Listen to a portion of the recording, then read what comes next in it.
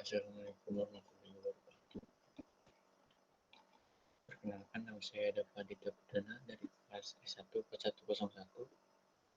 Di sini saya akan menjelaskan tentang tugas remedial CL1 dengan judul Business Intelligence.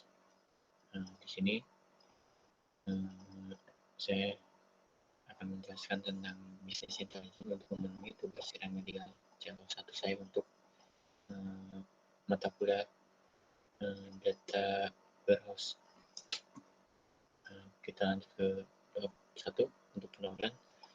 Business Intelligence yang disingkat BI bukanlah sebuah produk atau sistem, melainkan sebuah arsitektur dan koleksi operasional yang terintegrasi terhadap aplikasi pengambilan keputusan dan database yang menyediakan pelaku bisnis kemudahan akses pada data bisnis. Business Intelligence telah menarik perhatian dari banyak organisasi mengenai kegunaan dan keuntungan bagi organisasi tersebut.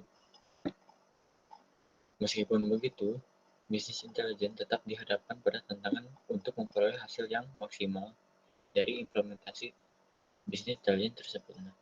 Jadi untuk Business Intelligence ini sangat membantu sekali organisasi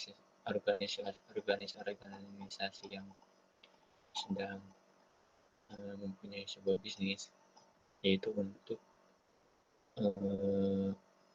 memudahkan pengambilan keputusan dan database tersebut. Lalu dari beragam implementasi Business Intelligence yang ada di organisasi tersebut, masih adanya seperti tantangan untuk memperoleh hasil yang maksimal. Lalu lanjut ke bab 2, ke pembahasan. Pada awal sejarah komputer sampai saat ini, sistem komputer telah memiliki terobosan yang luas dan komprehensif ke dalam berbagai macam domain bisnis.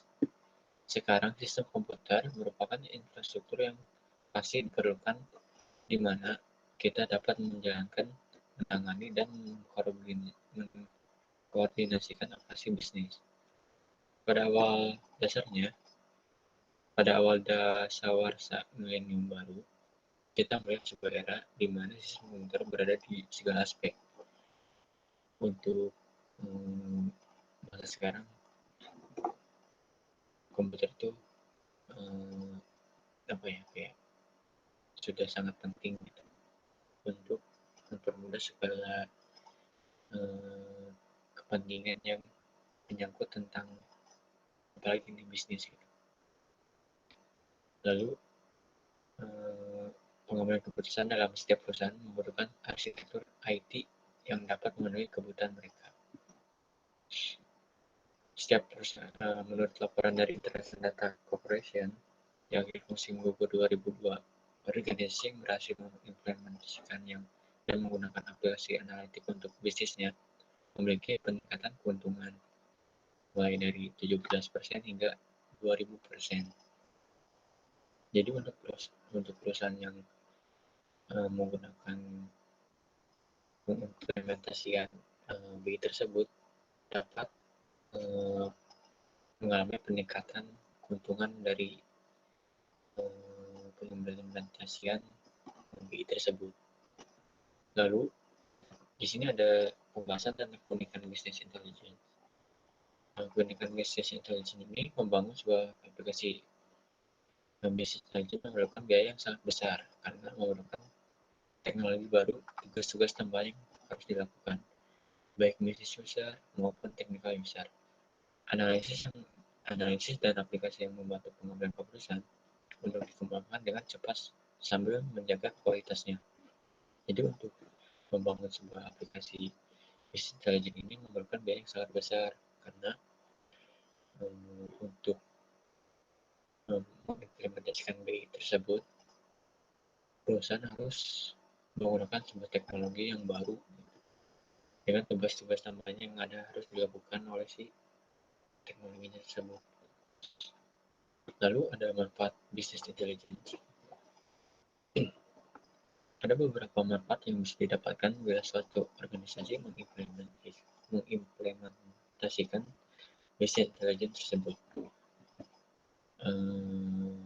seperti memudahkan pemantauan kinerja organisasi. Dalam mengukur kinerja suatu organisasi seringkali dipergunakan ukuran yang disebut Key Performance Indicator. KPI ini atau Key Performance Indicator ini tidak selalu diukur dengan suatu satuan uang, namun dapat juga berdasarkan kecepatan pelaksanaan suatu layanan BI. Untuk manfaatnya banyak, ada meningkatkan efisien biaya. BI dapat meningkatkan efisiensi karena mempermudah seorang dalam melakukan pekerjaan. Di sisi lain, untuk pengimplementasiannya itu sangat mahal kan menggunakan teknologi. Tapi dari segi dari segi waktu atau pekerjaan itu sangat membantu sekali. Mungkin seharusnya di sini itu kayak efisiensi waktu. Lalu ke metode business intelligence. Untuk metode business intelligence ini, tahapan-tahapan dalam metode business intelligence project life adalah sebagai berikut. Pertama, tahapan justification.